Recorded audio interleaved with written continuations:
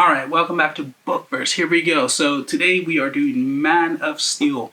After Crisis on Infinite Earths, now here is kind of the first introduction back to Superman. It kind of gave him a revamp on his origin and then basically just took us from there. So let's get to it.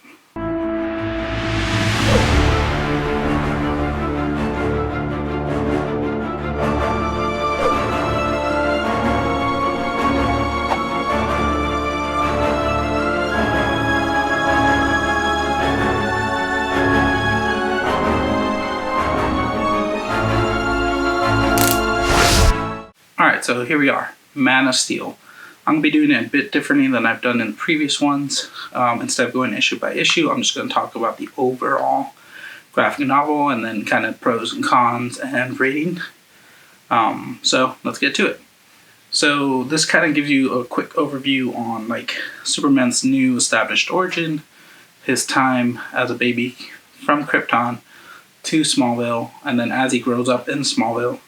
And then it gives you kind of his first few meetings with the important Superman Mythos characters. So you get the first time he meets Lois, you get the first time he meets Lex Luthor, you get the first time he meets Bizarro, and a few other adventures like that.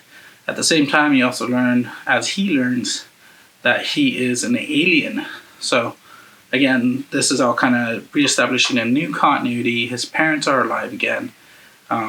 So that's kind of the goal of Man of Steel, in a sense. I really liked the time that he had in Smallville. It felt really good. It felt like a real Superman story, a real Superman origin. You know, he had interactions with Lana Lang. He learns that he came from a spaceship. And so all of these things are really like the Superman that everybody knows and loves. But when he moves over to Metropolis, he gets a job at the Daily Planet. He finally takes the identity of Superman. Again, all of this is kind of coherent with what we know and who is Superman. You got Lois Lane, who's kind of aggressive. Let's call it that. So she's really aggressive. She's really trying to get the scoop. And he ends up getting the scoop on Superman before her. And that just causes a big thing between them. Then we move on to his first meeting with Batman. So this one was pretty interesting to have in this graphic novel, I think. Kind of reestablishing the history of Superman. I didn't expect to see Batman in it, but it was an interesting meet. It was kind of not very memorable. Of course, he thinks Batman is this vigilante and who he's here to stop, and then Batman's kind of like, whoa, hear me out. I'm actually a good guy. I'm trying to stop these murders from happening. But yeah, overall, like I'm used to more of a bigger epic feel to their first meet. So that one kind of left me a little wanting. All right, and then we keep going on to meeting Lex Luthor, and he's just the biggest slime ball. He went from an evil mad scientist to kind of an evil businessman now with the new continuity. But I think it really worked really well. It really honed in that he's just ruthless and he's out, he thinks everyone belongs to him, like he's everyone's master just because LexCorp is involved in so many projects in everyday life. So, of course, him and Superman clash. He tested Superman off the bat. Superman didn't like that, so, he's like, I'm not here to be your puppet, to Lex Luthor. And, of course, Lex didn't like that because he's used to everyone doing what he tells them. So this puts Superman and Lex Luthor at odds. Lex actually vows to kill Superman in front of his face, which is crazy. And he's like, I'll get away with it too because I'm Lex Luthor and you ain't got nothing on me, basically. So that's a really good interaction. Again, it solidifies how they're going to be with each other now that the new continuity has hit. And then we roll into this really kind of bizarre issue where they bring in Bizarro. And he kind of just, it felt really random. It felt really shoehorned into this. They had Lucy Lane, Lois's sister, and she was blind. And Bizarro cures her and stuff. One thing is that Bizarro's story's usually pretty sad. He's this clone who doesn't know any better, and so they kind of definitely put that into this story. Even though he was a clone and stuff. He helped Lucy get her eyesight back because of the particles that he deteriorated into, brought back her eyesight. It was kind of weird, but again, it felt like a really random part of the story. And then we go to the finale, which again, like 5 and 6 on this area, like issue in this series, felt really random. So he goes back to Smallville. He finds out he's an alien, and it sets up this big mystery of who took his spaceship. And he meets the holograms of Jor-El, and it just felt really unfinished. It felt unwrapped. It didn't add to any of the new establishing of his continuity.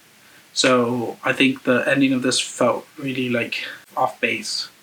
There was definitely a lot of pros, again, like just the, Smallville time, a few banter between him and Lois was really good to see. And Lex Luthor, just really hate that guy in the series. So again, it came out really good. Definitely the cons were kind of like the Batman interaction was not as good as it could have been, and just how bizarre the ending got in the series. I also don't like that in this continuity, he wasn't born, he was kind of made in a matrix. So he was not naturally born. And so I've never been a big fan of this. But in the ship, he was being grown basically to become born. That matrix does come into play later down the line in his continuity, but again, I always felt off-putted by it. The art on this whole thing was pretty good. Again, it's very 80s, but it's very colorful. I think it works still. I'm never too picky on art. As long as it goes with the story well, I think it's fine. And then it had some really cool covers to the issues, and overall, it's got some iconic poses that you'll see around when you look at Superman. So the overall, I would give this probably a 4. It does a good job early on to establish the new continuity. It really puts you, okay, so now that Crisis on Infinite Earths is over, who is Superman? And basically, take the stories from there.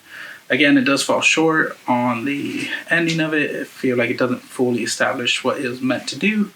But overall, it gave you the quick overview of his origin from Smallville till he's working at the Daily Planet. Lex is his nemesis, Batman is his friend, Lois he flirts with but is also his rival at work, and he is Superman. So in that sense, it did establish the new continuity. Alright, thank you guys for following along. That was a review for Man of Steel 1986 by John Byrne. This was kind of reintroducing Superman to the new continuity of New Earth after Crisis on Infinite Earths. Again, overall, I think it did a great job kind of doing that, but now we'll see kind of from here on out where his stories lead. Make sure to hit that like, subscribe, and come back for more content. I got plenty of graphic novels to go.